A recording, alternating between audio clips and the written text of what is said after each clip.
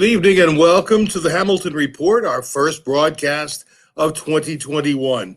I'm Scott J. Hamilton, your host. I'm the executive director of the Oklahoma Democratic Party, and I'm grateful to be beginning the year with you. And I'm always thankful that you decide to spend half an hour with us on Monday evenings. But speaking of Monday, I know that a lot of people have meetings on Mondays, and they tell me that they see the show later in the week or that they'll catch up with it even later in the evening. I'm just going to toss this out there. We are not married to Monday. If Tuesday would be a better night for you, let me know. You can leave a comment, and we certainly will take that into consideration. But we've been thrilled with the numbers of folks who've tuned in. It's been humbling to see the support that we've received. And it's largely because we are providing material and information, and especially guests that you have requested or that we believe are critical to discussions that we're having now, or at least should be having. A couple of announcements before we begin our interview this evening, and I'm thrilled that I have the guest that I do. I'll introduce him in just a moment. But I want to mention that the daily live update, the broadcast at 4:15 every Monday through Friday, hosted by Chair Alicia Andrews, has returned today to a daily program. In March, when everyone buckled down for COVID, she was doing the program every single day. After the election, she dropped it to twice a week, and we were surprised and very pleased with the number of people that said, please, we need a more regular update. So beginning today, that program is live again every day at 4:15 on the Oklahoma Democratic Party Facebook page and on YouTube. And just like the Hamilton Report, if you can't catch it live, you can always catch it later on via Facebook or YouTube, and also catch up with any past episodes that you may have missed. Want to send some great wishes of great hope for our friends in Georgia tonight. All eyes are on Georgia. This is a critical juncture, not just for Georgia, but for our country. If we are successful in taking over 2 Senate seats in Georgia, I can assure you that life's going to be a lot easier for President Biden. And more importantly, life is going to be a lot better for all of us, as President Biden will be able to govern effectively without the continued roadblocks that we have seen from Senate leadership. Also, I want to encourage you, speaking of leadership or lack thereof, I want to encourage you to pay attention to tomorrow. Tomorrow, we will be doing a major announcement concerning the flip-flopping of Senator James Lankford. Said he would not oppose the Electoral College, and now he's saying that he will. So we've got a big announcement about that tomorrow. It'll be available on social media and also on the Oklahoma Democratic Party webpage, which is okdemocrats.org. And if you want to get a jump on things and let him know how you feel, I encourage you to fill up his answering service tonight by calling Senator James Lankford at area code 405-231-4941. He is, for better or worse, Senator representing Oklahoma, and we need to let him know how we feel about his undermining the very bedrock of our democracy, which is our right to vote. So I'm going to step off of my soapbox for a bit and say thank you to my guest who on short notice agreed to join us. I want to tell you, it's always a pleasure. This is a man that I heard him speak before I ever met him. And the first time I heard him speak, I said, that's somebody I want to know. The second time I heard him speak, I said, I want that man as a friend. And I'm grateful that not only have I gotten to know him, but I am also truly humbled by his friendship. It's my privilege and my pleasure to welcome to the Hamilton Report tonight, Reverend Dr. Senator George E. Young Sr. I guess you could mix those up in about any order.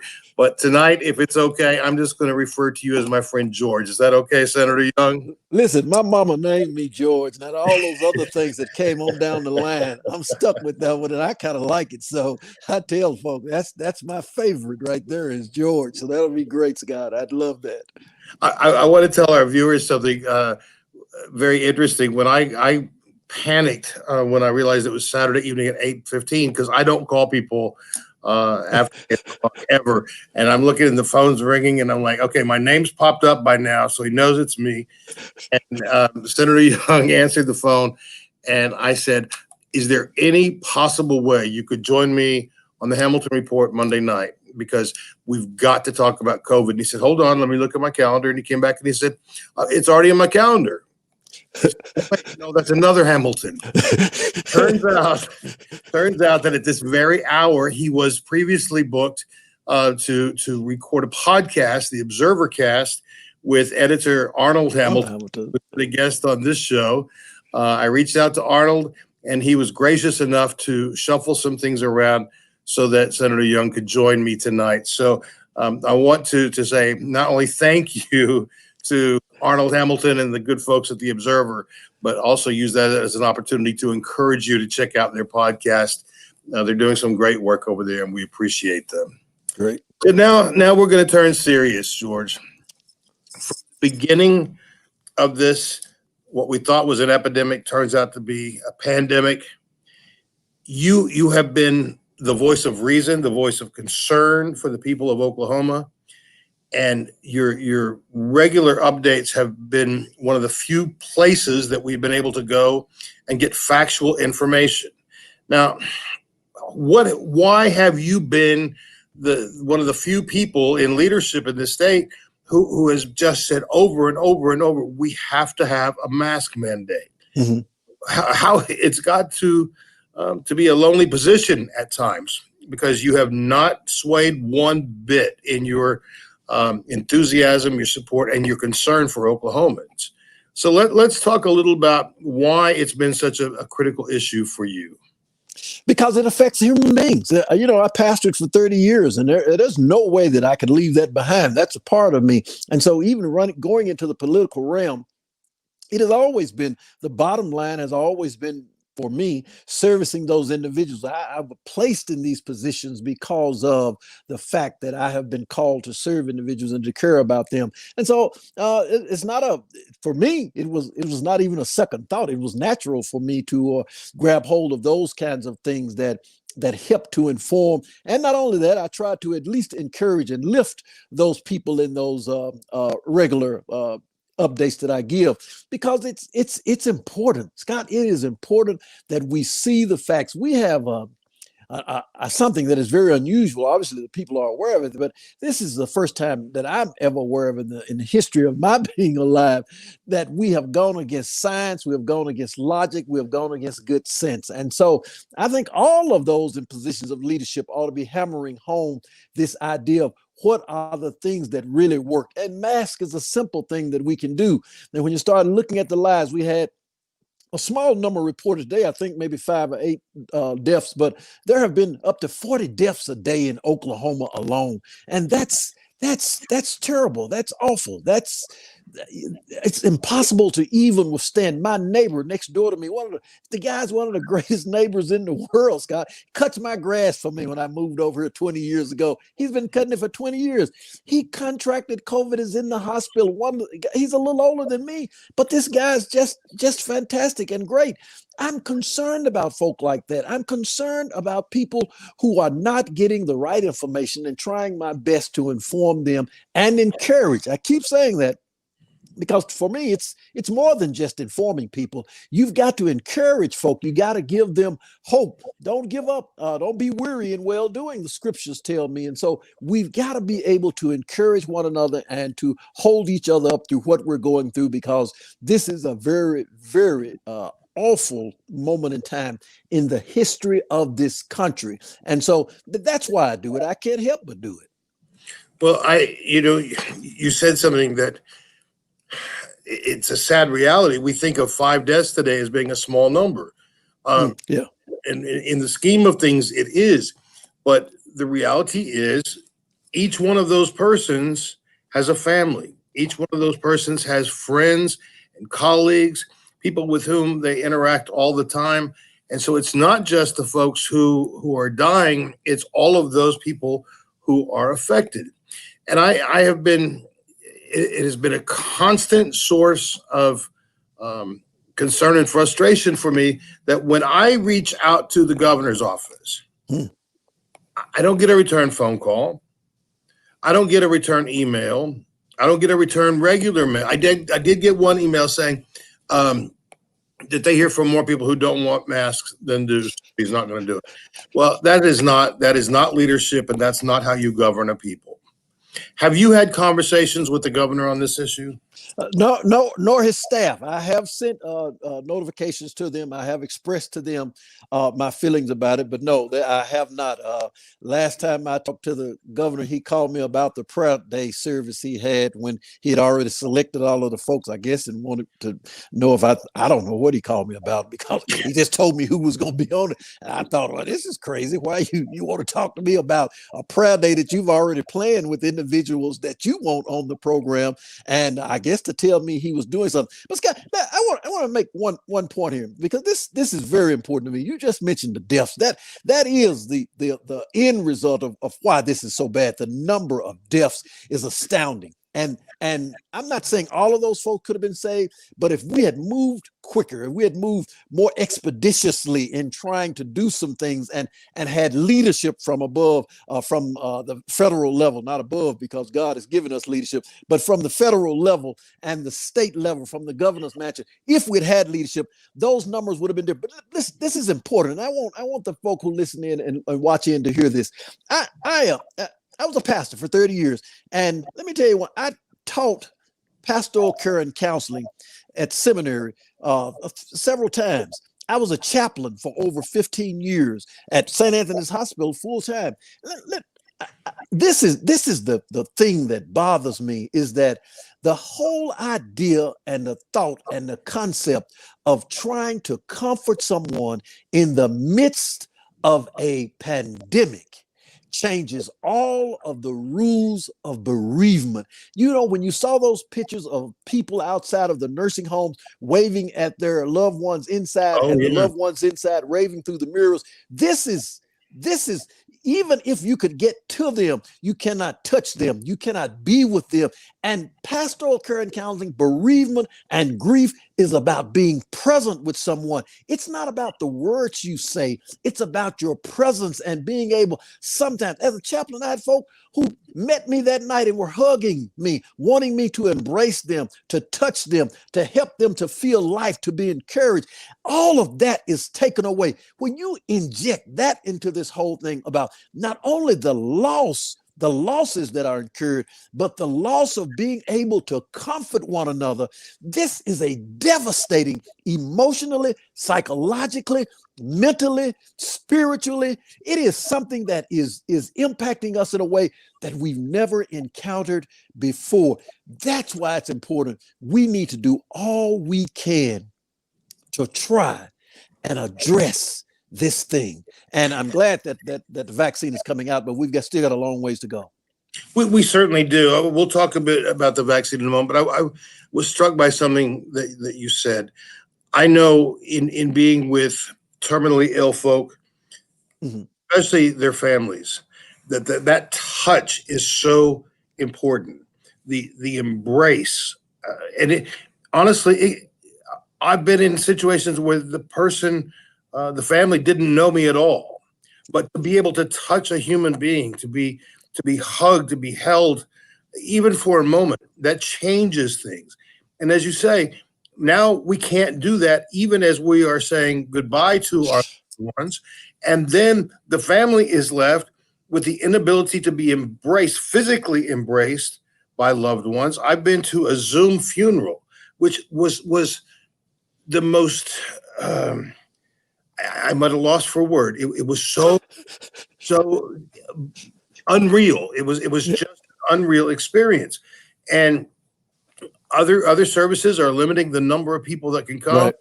Um, and I was in a funeral home the other day, and one of the staff people in there did not have a mask on.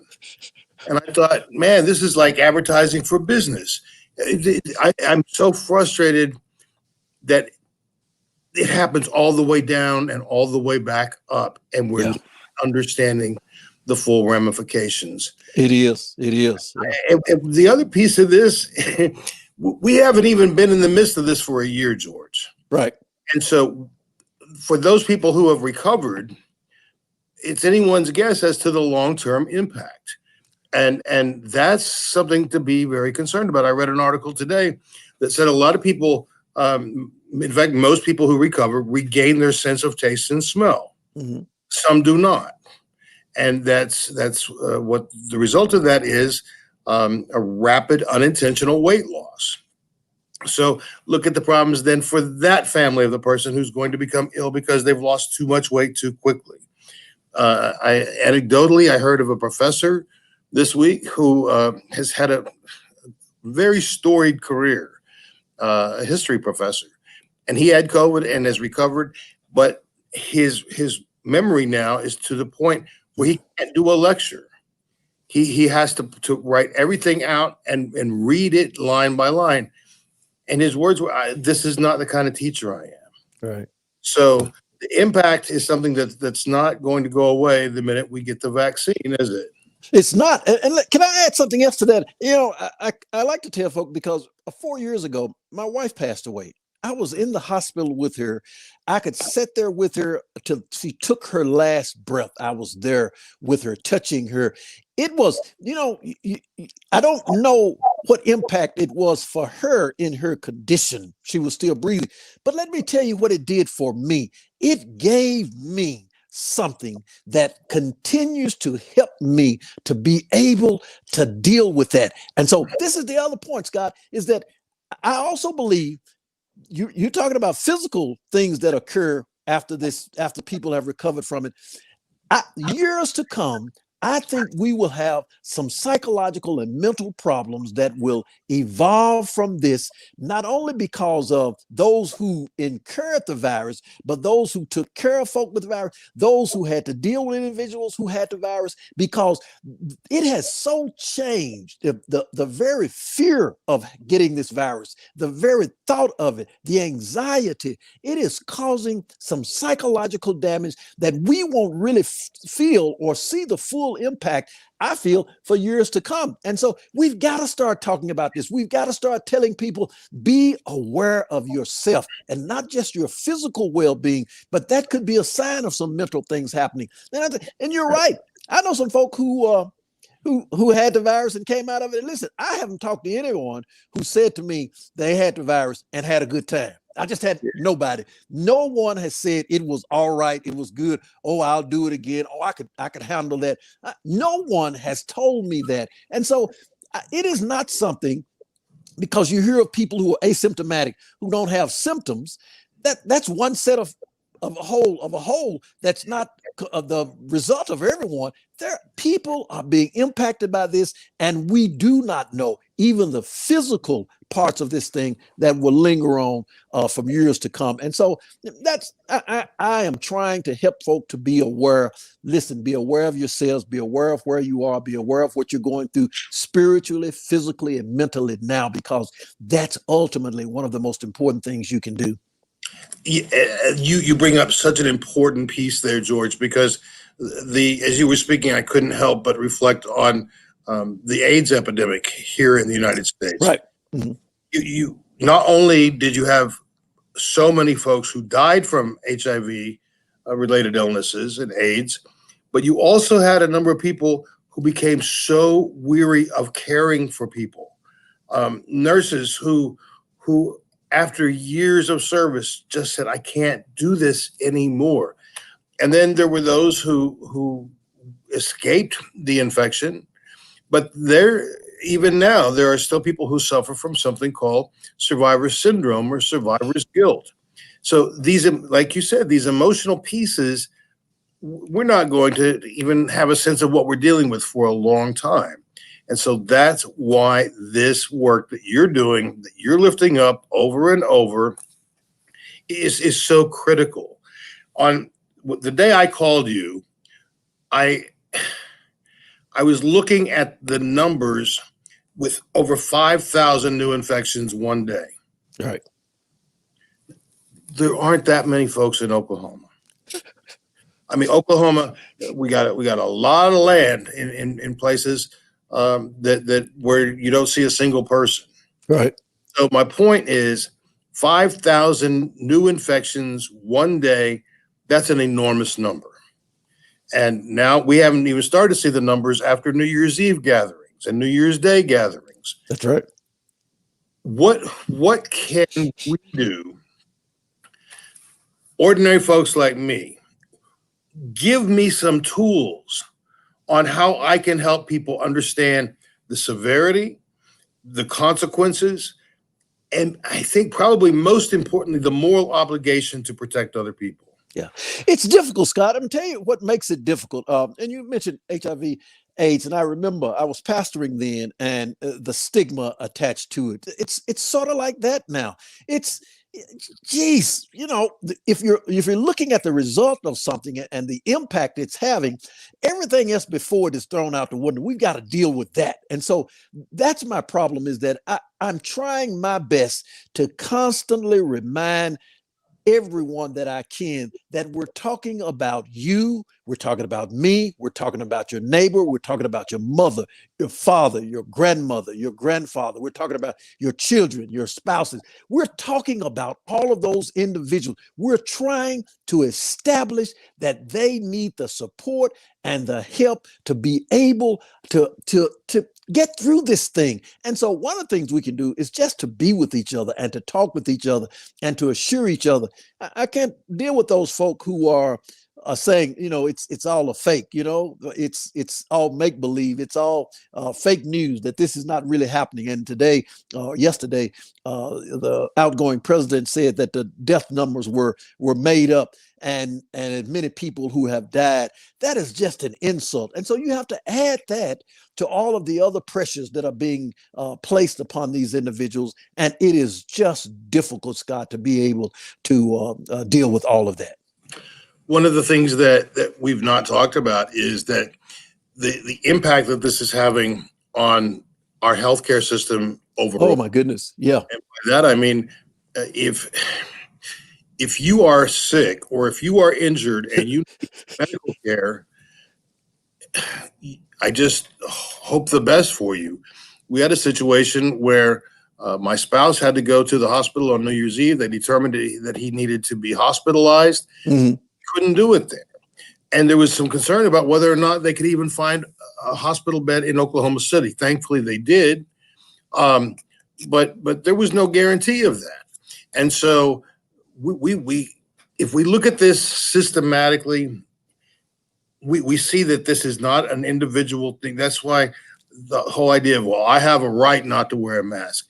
No, you don't. Not when it impacts other people, not when it impacts our healthcare system, not when it causes people to become ill or die. You don't have that right. And to look at what it's doing to our healthcare workers is, they didn't sign up for something like this. And for us to make it even worse, it adds insult to the injury of an already horrifying situation. I told you I was a chaplain, Scott, for many years, and I still talk to a lot of those individuals at St. Anthony's and Mercy Hospital, where I worked for many years at both of those institutions. And I'm gonna tell you, just think, I can remember when we had the bombing. I can remember how difficult that was with the number of folk who we brought in at those days that were there in the hospital, and you had them spread over all the hospitals. We had enough beds to handle all that across the city. We're getting to a point now. What you just said is more than words. When you put that into action, that your spouse was unable to be admitted to the hospital because they didn't have space. I mean, you start talking about surgeries that most of us would call elective, but they're causing us suffering and pain right now, and we can't get the services, the healthcare services we need because of this. And And there, we hadn't even talked about the lack of beds that's becoming so urgent that you don't want to break a toe, you don't want to break an arm, you don't want to have a severe reaction to any type of allergic instance of anything. You don't want any of that. You don't want to have to go to the hospital. You don't want to have to go and wait to get into the emergency room. You go to the emergency room because it's an emergency, and you have to wait to get seen there. This problem is already out of hand, and we're making it worse. And that's why I try my best almost daily, but as often as I can, to encourage folk, not only by reporting the numbers, but by saying over and over again, look around, pay attention. This is much different than anything else. The economic impact that this is having upon our country, upon our state, upon our city, upon our communities is so great. It's so harsh that we've got to stop and realize that this is something that all of us need to be aware of. And if we can do no more, one of the best things we can do, the CDC protocols: wear a mask, social distance, keep those gatherings down to 9 or less, unless they're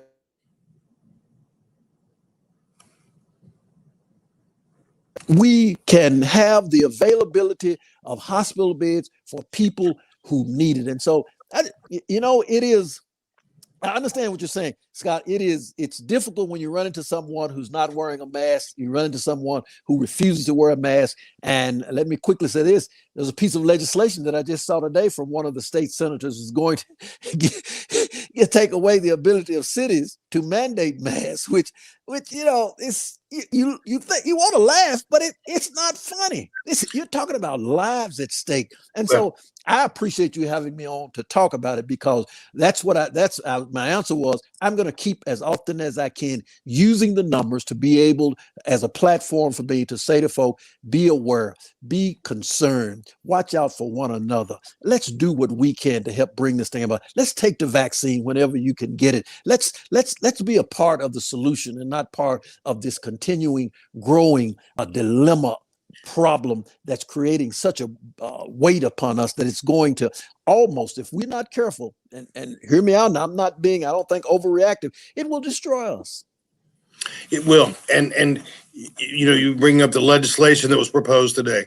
From what I understand, one bill would prevent municipalities from doing a mandate. Right. Would prohibit a statewide mandate. Right. Now, this is idiocy. It is putting politics above people. And that's why we tell folks every day, if you want change, you have to vote for change. That's right. And I think that's a good way for me to say, I think you would make an outstanding governor.